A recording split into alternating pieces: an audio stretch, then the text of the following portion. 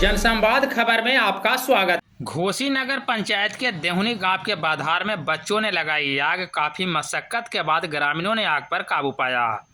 दरअसल मामला घोसी नगर पंचायत के देहुनी गांव का है, जहां बाधार में बच्चों द्वारा खेल के दौरान लगाई गई आग में किसानों को काफी नुकसान पहुंचा है।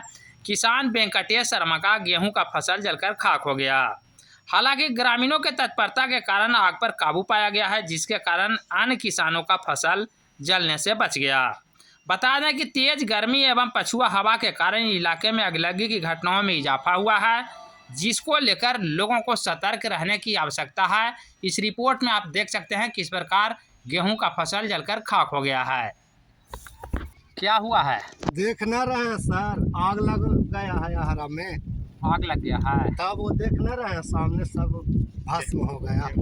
कितना गेहूं जल गया है? अरे आधा तो हमारा जल गया और कितना के जल गया देख न रहे सामने। कौन लड़कन जलाया, सब खेल रहा था, किसको क्या कहे। अच्छा, लड़का छोटा बच्चा? हाँ, बच्चा ने सब तो खेल रहा था। जवान कौन देख रहे हैं। क्या नाम हुआ? हमारा पवन शर्मा नाम। घर देहुनी।